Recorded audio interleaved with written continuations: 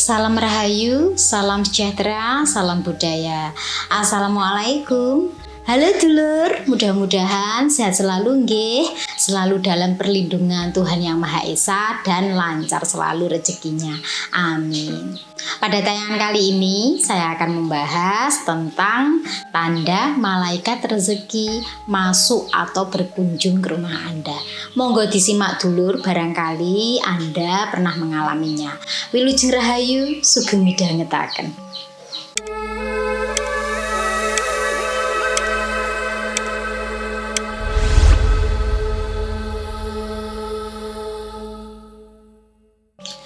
Dulur, perkara gaib itu tidak semuanya pasti bisa dilihat dengan mata telanjang nggih. Namun bisa dirasakan. Nah, kali ini saya akan membahas mengenai bagaimana seseorang tahu jika rumahnya itu dikunjungi atau didatangi oleh malaikat rezeki. Tentunya Anda bertanya, kok Mbak Fitka tahu? Memang Mbak Fitka tahu wujudnya malaikat? Memang saya belum tahu ya dulur, dan saya memang tidak tahu, tapi setidaknya saya pernah menanyakan hal ini kepada guru saya dan juga mbah saya dulu kalau menceritakan mengenai soal rezeki. Saya suka membahasnya karena saya dulu itu seperti berangan-angan, seperti membayangkan dan berpikir seperti apa sih pola rezeki itu. Dulur, memang apa yang saya sampaikan ini belum tentu pasti kebenarannya 100% ya. Karena segala sesuatu itu pasti atas kehendak Tuhan. Jika malaikat rezeki datang atau berkunjung masuk ke dalam rumah kita, itu tentunya pasti ada tanda-tandanya yang secara sadar ataupun tidak kita sadari. Karena banyak cerita yang menyebutkan sebenarnya ya. Barangkali Anda juga pernah mendengarnya atau mungkin pernah diceritani baik sama seperti saya. Jadi dulur, ketika malaikat rezeki masuk atau berkunjung ke rumah kita, tanda-tandanya diantaranya yang pertama itu rupa suasananya tidak seperti biasa. Nampak adem ayem, semilir, dan kayak rasanya itu kok bikin ngantuk, dan ngantuknya itu terasa kayak yang nikmat gitu. Kadang-kadang kayak yang berasa kayak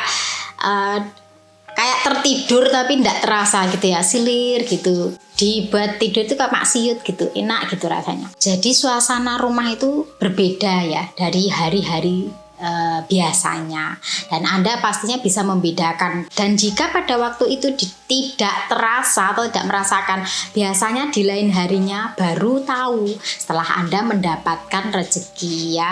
Rezeki itu tidak hanya materi nggih dulur, bisa saja kabar baik, kebahagiaan, dan sesuatu lain ya, yang mana itu membuat kita itu bahagia, senang gitu nih. Kemudian yang kedua, itu tandanya adalah ada bau semacam kayu yang dibakar ya, seperti kayu yang dibakar tapi baunya itu menjadi wewangian, tidak sangit ya, gak bulek, tapi baunya itu wangi. Nah dulur, menurut leluhur itu adalah bau yang disukai oleh malaikat rezeki. Nah dari situ sehingga dikatakan bahwa ketika mencium aroma bau yang seperti itu ya, kemudian kayu yang dibakar yang baunya itu semerbak wangi, tidak sangit ya. Nah itu kemungkinan malaikat rezeki datang berkunjung. Maka dulur, leluhur dahulu ketika ingin menghadirkan ya, supaya ingin didatangi oleh malaikat rezeki, maka rumahnya kalau malam Jumat biasanya itu dibersihkan, kemudian diberi wewangian, seperti ada yang bakar menyan, bakar dupa, pakai bunga sedap malam, kemudian cawis kembang ya.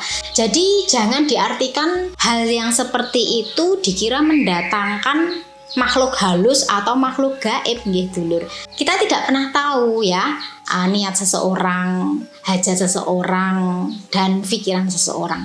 Dari situ kita bisa lihat bahwa leluhur-leluhur zaman dahulu bisa jadi melakukan hal serupa karena ingin mendatangkan malaikat rezeki.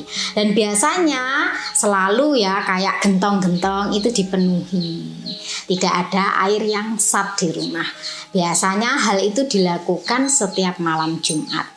Dan sampai sekarang ini kebiasaan tersebut itu turun-temurun. Hanya saja tidak semua orang itu paham. Dikira yang seperti itu kadang sebagai sajen atau cawis kanggo leluhure sing teko datang ke rumah nggih. Padahal tidak semuanya demikian nggih dulur. Karena mengetahui ciri-ciri bahwa rumah yang dikunjungi atau didatangi malaikat rezeki seperti itu, maka leluhur dahulu menciptakan bau-bau yang seperti itu supaya disukai malaikat rezeki. Jadi sampai sini paham nggih dulur? Jangan mencoba untuk menghakimi keyakinan seseorang karena kita tidak tahu nggih seperti apa filosofinya. Di sini kita bisa ambil pelajarannya, kalau kita melihat sesuatu jangan langsung berkata bahwa itu ki mesti nekakne makhluk halus ki. Tidak seperti itu nggih. Namun demikian dulur, bagi Anda yang tidak mengetahui nggih ya, tidak perlu meniru-niru ya, tapi bagi Anda yang terbiasa melakukan hal yang seperti itu karena mengikuti leluhurnya, monggo mawon ya.